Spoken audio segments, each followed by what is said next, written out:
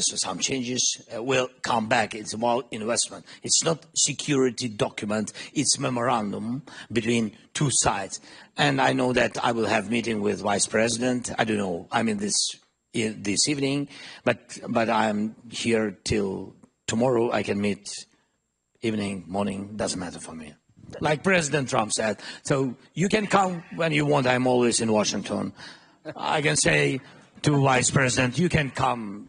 Anytime I'm here in Munich, and I'm ready. You know, really with pleasure. I'm ready to meet. I'm not ready to sign everything, but to meet. Yes, I mean that I will not sign. The ministers will sign, but they will sign right. Memo how to save critical minerals and etc. If it will be if it will be ready, I hope it will be ready. That's all. President, does the conversation between Vladimir Putin and President Trump risk embolden Putin? Right. So how do you view this specifically? Are there risks and dangers for the U.S.? Risk? What is it?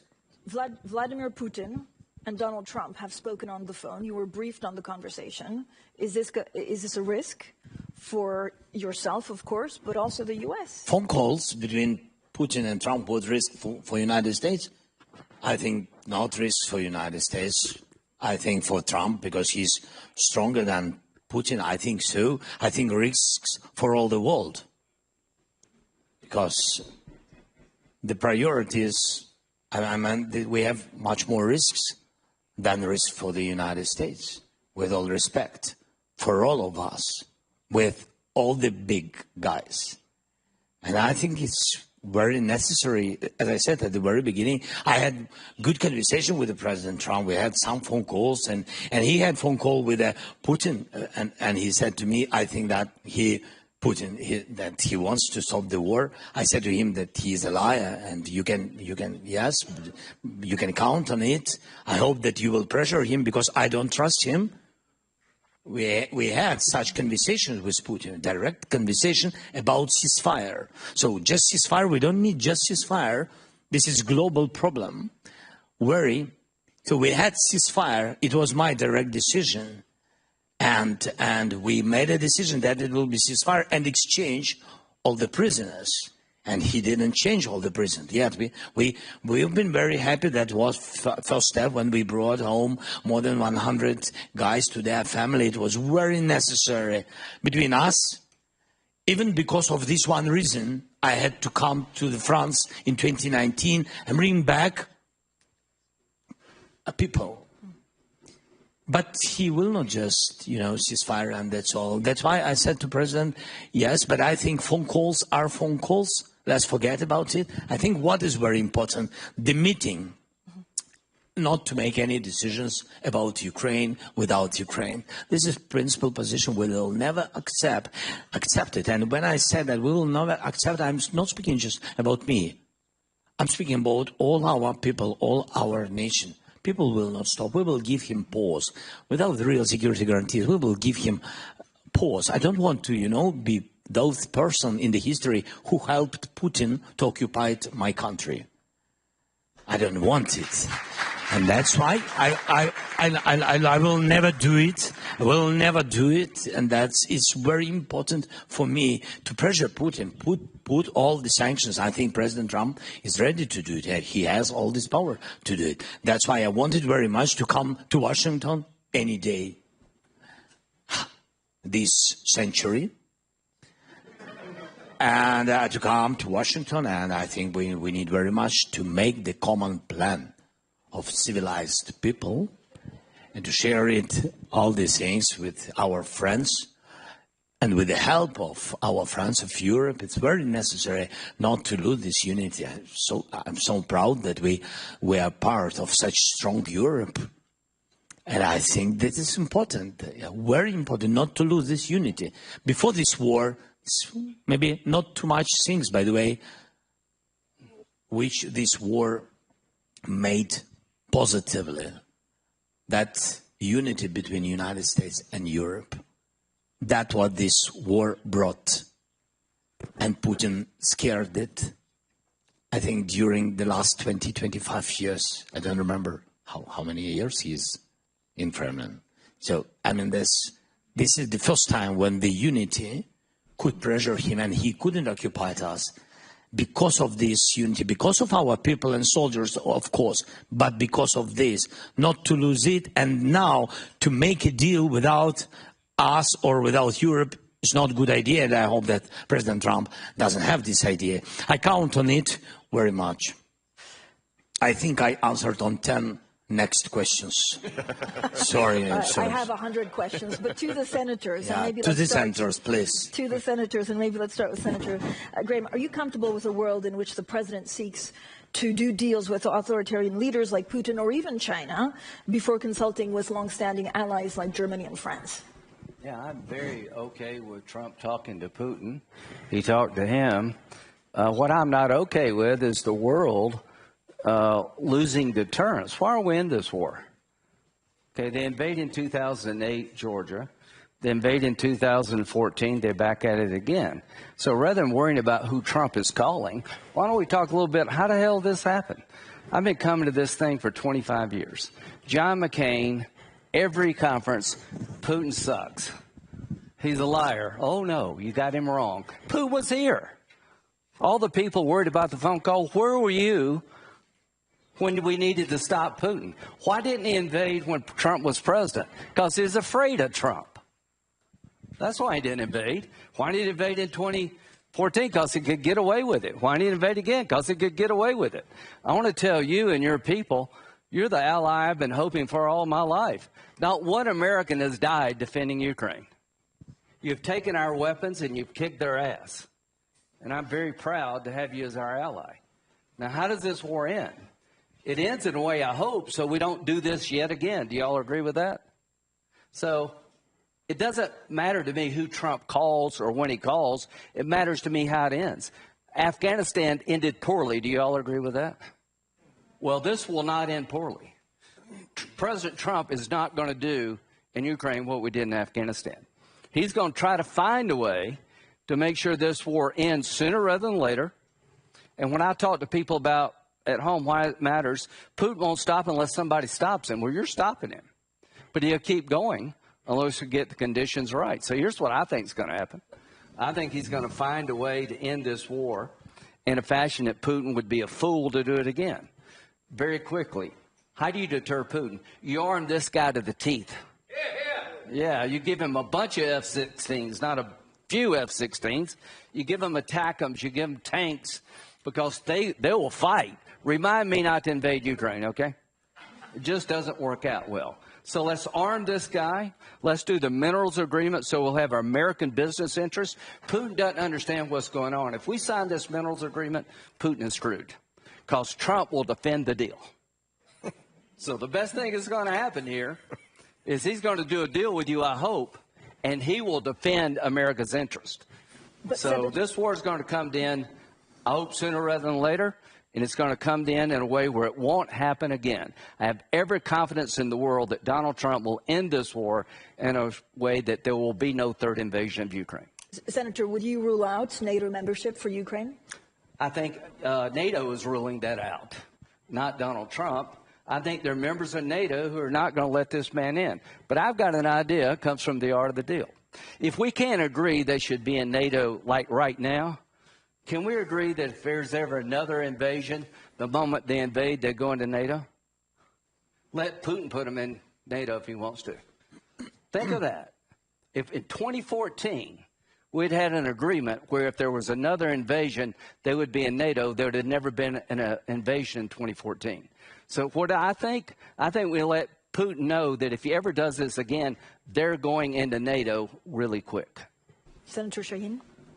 Well, I agree. I don't think we should take NATO off the table. I think it's important for us to have as much leverage for Ukraine as possible going into any kind of a negotiation. So I agree with Senator Graham. We need to give them weapons. I think there's bipartisan support in Congress to do that. I think we need to make sure that NATO membership continues to be on the table, and we need to do everything, and we need to ensure that Ukraine is at the negotiating table, because one of the mistakes in Afghanistan was that the Afghan government was not at the negotiating table when President Trump in his first term negotiated a peace agreement there. Senator Cornyn. Well, I think one mistake that Americans make sometimes is to assume that other people are just like them and don't recognize that a unique history and culture may affect the way that people like Vladimir Putin view the world. And it's clear that there's no cost-benefit analysis for Putin here because he's sacrificing hundreds of thousands of Russians on the battlefield and now North Koreans dying by the thousands. And Putin doesn't seem to care, and the people of Russia don't seem to be holding him accountable, perhaps because they're only hearing one side of the story. So I think we need to recognize that Putin is driven by a vision of restoring the Russian Empire, and that's why I believe that he won't stop at Ukraine, and that's why it's so important that we must stop him together in Ukraine. But does a peace deal need to go back to the borders in 2014, the same borders? I think the peace deal needs to be something that this gentleman right here can sign proudly, and that, first of all, does justice to what happened to Ukraine. Just between Russia and Ukraine, the deal needs to provide that justice for Ukraine.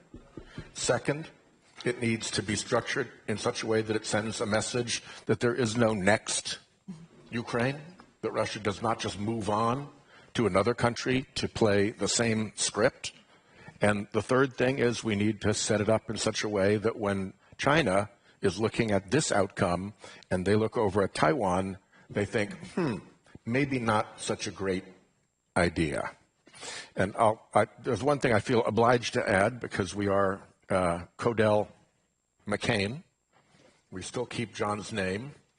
Partly that's out of affection, but partly it's out of honoring his commitment to hold fast to the Atlantic Alliance. And what I want people here to know is that, at least for the Senate, there is strong majority, super majority, in favor of supporting Ukraine, seeing this through, making sure this does not come off as a win for Putin and embolden him further. And while you will hear, obviously, other voices, there is a strong, strong, big core of people like Dick Blumenthal, who's been in 6 times to Kiev to, battle for this. There is a very strong reservoir of determination in the Senate to see this through, and it is a bipartisan reservoir of determination.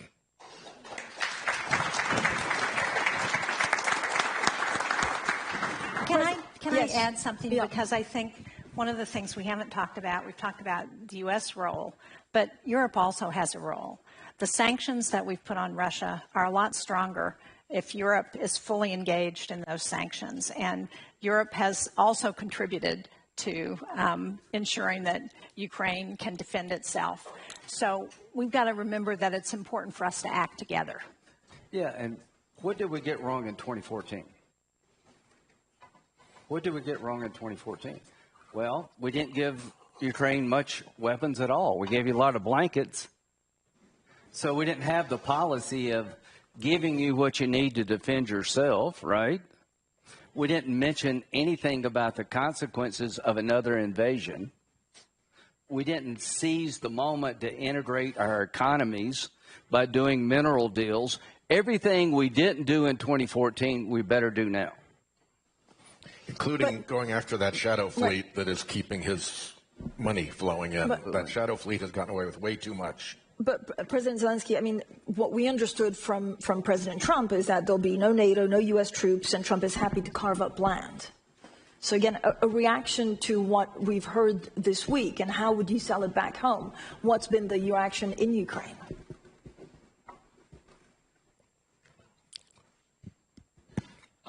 The reaction in Ukraine. The reaction in Ukraine on the battlefield. That's what we have to do, or in all our cities when people just work, try to work try to do business, and not bad, really, and then help our soldiers. That's the reaction on everything. And of course, when we hear, some not positive messages, of course, it has big influence. The worst thing when you have big influence on moral of the people, because, today I think only such things, love to Ukraine, believing and trusting that we will have just peace and will that we will defend our country, and we are right, and it's fair, absolutely. And I think that's things which really hold us. But about the NATO, I mean that I heard so many times from American side. By the way, Biden's administration and now from President Trump, I heard a lot of messages from them by phone. My first phone call with the President Biden, and my first question, will we be in NATO? He said no. And I said, we will see. And then we had more meetings, more questions, but be very honest, United States, they never saw us in NATO. They just spoke about it. But they really didn't want us in NATO. It's true. I'm not about people, and there are a lot of congressmen, yes, senators, it's true, who've been always in participation with our NATO will, but really on the level of leader of the country, on the level of president, never I heard it, but during my term, I never heard that we will be in NATO. Never. So it's not the question to Trump, to President Trump, with all respect to everybody. That's the question to the policy of the United States or of the White House. This is the policy that Ukraine is not in NATO. But it doesn't mean that we can't change this, because now we see that NATO in Europe consists of strong soldiers, mostly in Ukraine. We are not in NATO, but we really have strong army, which can really make stronger NATO everywhere. And I think this is in both interests, to have Ukraine in NATO, and both interests, in interest of Ukraine and in interest of NATO. And that's why when we speak, and we spoke with the President Biden, and we spoke with the President Trump, and especially now with the President Trump, I asked, so, okay, if it's not NATO for today, if it's not NATO, we will ask tomorrow, it doesn't matter. But if we're speaking about today, what alternatives? What the alternatives? I don't know. What I see, if we don't have NATO, real NATO, we will make NATO in Ukraine. It means that we need to increase our soldiers, our army, twice. We have 110 brigades. Russia has 220 brigades, real brigades. So they are 2 times bigger than we for today. Yes, but they're increasing mobilization and training, what they're doing now. NATO, there's real brigades in Europe, what can I say? The real brigades in Europe, it's about 82. Today I spoke with senators, 82 brigades, and we have 110. Even together, we are not comparable with Russian army. Even together. So we have increased together. So if we speak security guarantees, we have to find money for a bigger army for Ukraine. And also we have to find possibility how to increase production and increase army in Europe. Who knows? Maybe it's common forces. I don't know. We are ready to speak about it. We have a lot of questions from the floor. I just have one last question for Senator Graham. There's been discussion that China could or even should actually play a role in the Ukraine peace process, even as a guarantor of Russia's good faith or helping out with reconstruction. Is that scenario one that you can envision and that would serve U.S. interests? Well, if China wanted to help get Russia to end this war, that would be great. How many people would like to see China help Russia end this war? I don't know if they will or not, but I've got a bill called pre-invasion sanctions that if China invades Taiwan, we're going to have sanctions from hell and tell them what comes their way. Senator Blumenthal and I had a pre-invasion sanctions bill if Russia invaded Ukraine. Nobody wants to be provocative. If we put Ukraine in NATO, it will make Putin mad. Well, I think he's mad already. So it's not about you. He wants to take the place because you got $7 trillion. Quit worrying about making him mad. Make him scared. Quit worried about offending China. Make them think twice about what they're going to do. If you invade Taiwan, we're going to crush your economy. We're going to put tariffs on you. We're going to put sanctions on you. We won't treat you as a normal country because you're not a normal country. What kind of deal am I looking for? One that not only will deter Putin, will deter Xi and anybody else. It's not working being nice to these people and being afraid of these people. We have a question here, and then a second question over there, and then third. Oleksiy Goncharenko, member of the Parliament of Ukraine. And my question is to American colleagues. Very striking speech of Vice President Vance right now. He was very critical towards Europe, not so much towards Russia. He almost didn't mention Russia and Russian war against Ukraine. So my question is, today is a happy Valentine's Day. Happy Valentine's Day to everybody. Love and marriage between, and alliance between America and Europe made both sides of Atlantic Ocean great. You now want to make America great again. But is it right way at the beginning to make America single again? Thank you very much. Senator Shane. Look, that's why I said it's important for the United States and Europe to work together on Russia. The transatlantic alliance has been one of the longest relationships of allies, certainly in the U.S. history, and I think it's important to continue that.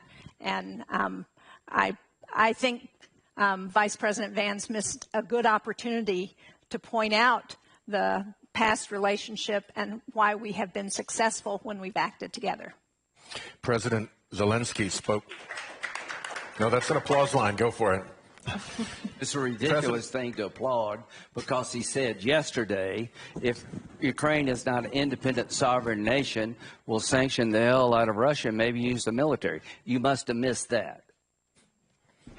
But he needs to repeat it. It was in an interview, so maybe today would have been the right way. Another time to say it. With respect to President Zelensky's comment about his need for resources and Senator Sheen's comment about the need for the U.S.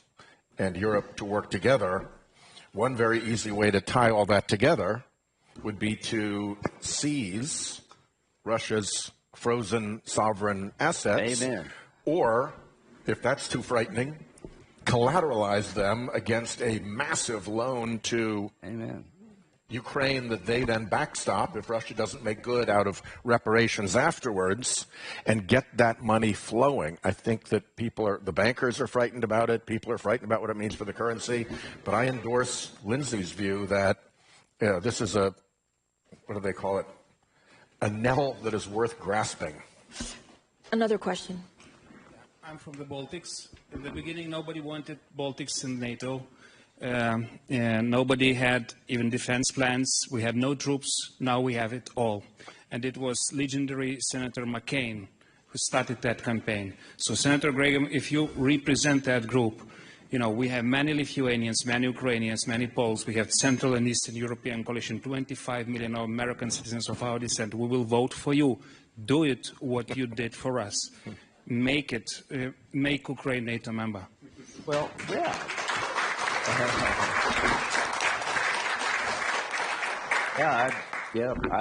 I'm okay with you being NATO. I'm just being honest with you. I think there are a few countries who are not. My idea is a little bit different. I want Putin to know if he ever does this again, you go into NATO right away. I want to take the mystery out of what happens if there's another invasion. You get sanctioned. There's a bunch of bad things coming your way. We'll have troops on the ground in Ukraine. We'll have American business interest. We'll have a Ukrainian military that nobody in their right mind wants to fight. But how about this idea? If we can't get this man in NATO, like right now, can we tell Putin, sorry, if you ever do this again, he's going in NATO, like right away? Do you think he'd do it if that was clear to him? I don't think he would. We have a question here. Trudy Rubin from... I think we can hear you. Yeah, it works fine. It's on. Trudy Rubin, columnist from the Philadelphia Inquirer. The President Zelensky has spoken about the need for absolute security guarantees. But from the President's tweets and statements on the phone call and what Secretary Hegseth said, the only security that the U.S. will consider is European troops outside of NATO with no U.S. backup.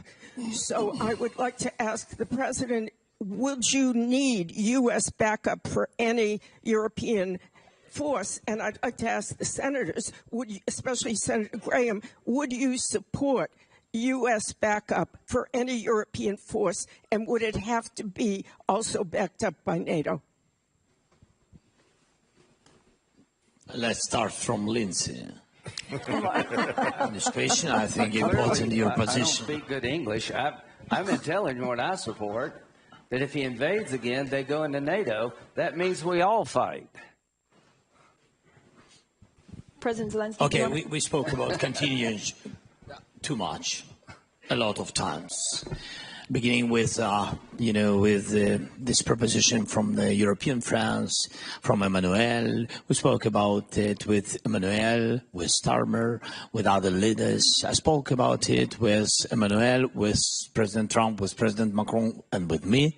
Yes, three of us, during our common visit to Paris. So we spoke about it a lot of times. First of all, I think that the United States need to be together with Europe supporting Ukraine. That's why it's a message to Putin. It's politically, not even with army, not because of the number of the troops. Politically, it's very important to stay together.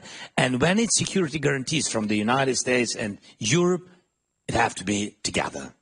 That's why it's necessary to stay together in Ukraine if we see like a part of globally, like a part of security guarantees for Ukraine, the part contingents. Yes, that is the first. The second point, as I said, it doesn't matter from what country these forces. Anyway, we need 1.5 million army if we are not in NATO. If we really want to stop any after ceasefire or something like this, I don't know, this negotiation, if we really want not to be afraid the result of new occupation or new invasion of Russia. And this is real security guarantees. Yep. Because it's real preventive security guarantees. That's what really Putin will know, that he has army 1.5 million and Ukrainians have army 1.5 million. If he wants to come and die, please. So I think this is really plan for security guarantees. And this is not against NATO. It's very supportive. Yes, you are not in NATO, but I think everybody will want after this, in some period of time, if it's not available for today for us, yes, to have such big army in NATO. Otherwise, this army will be bigger than other alliances and etc. I think it's good to have strong alliances. So that is my point of view. And of course, really between us, our soldiers already did their homework, where the troops of concrete country, and I didn't share it with countries, it's just our view, because we know what's going on our territory, where we really need additional forces. So we already have the map with the number and kind forces of our partners where they have to stay. So we are ready, as I said, we are ready for any kind of decisions, positive decisions. I mean, any kind of format of meetings. Let's do it. Not to find the date. Yeah. Thank you. Okay, thank you. We have a question at the back. I think I only have time for 2 more questions. So one there, and then the gentleman there that's been waiting for a long time. Yeah. I think it should be on. 2 questions to you, Mr. President Zelensky. Barack Ravid from Axios in the U.S. You had the call with President Trump, and he even gave you his personal number at the end of the call, which was a nice gesture. But did you feel, or do you Don't feel? give him yours; he'll let it out. Yeah. Do you feel that other than that gesture, President Trump doesn't need security guarantees? Yeah. Do you feel that President Trump is really committed? Like the commitment we heard from, for example, from Senator Graham to Ukraine? Or are you concerned that at a certain point he can change course and leave you out to dry? And the second question, President Trump said yesterday that there are going to be talks in Saudi Arabia next week between senior officials from Russia, Russia, US, and Ukraine. Can you clarify if that's taking place? Yeah, thank you so much. I never saw your face. I always heard about Axios, that you always, after my phone calls with some leaders, you know what's going on. What was during my phone calls? No, I know it. Really. The information, where you have your information, where you get this information? Huh? He works at the NSA. Yeah. So thank you so much. We really had a good conversation with President Trump. Yes, he gave me his telephone number. By the way, it was funny. I can tell you. I think that President Trump will not be against it. I will open you. I said to him that this idea with the date to come to you, I said to him, without date, I said to him, I think it's genius. You want to call him now? No, otherwise you will always have his number. No, I know. No, I said to him, yeah, and he said, you can call me anytime you want. I said to him, yes, thank you so much.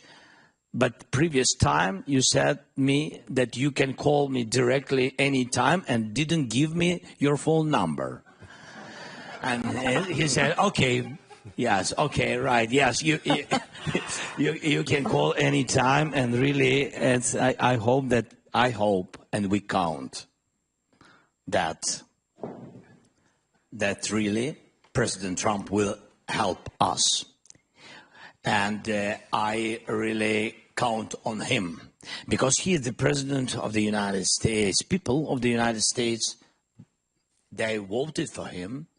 He is the President, and the United States is the biggest donator during the war. I mean, comparable with other countries. As I said, Europe also, but it's Europe, totally continent. Yes, United States gave a lot. That's why I count on him. People voted, and we really think, I see, yes, that he is a strong man. And if he will choose our side, and if he will not be in the middle, I think he will, really, I think he will pressure and he will push Putin to stop the war. He can do it. And that is the first. Then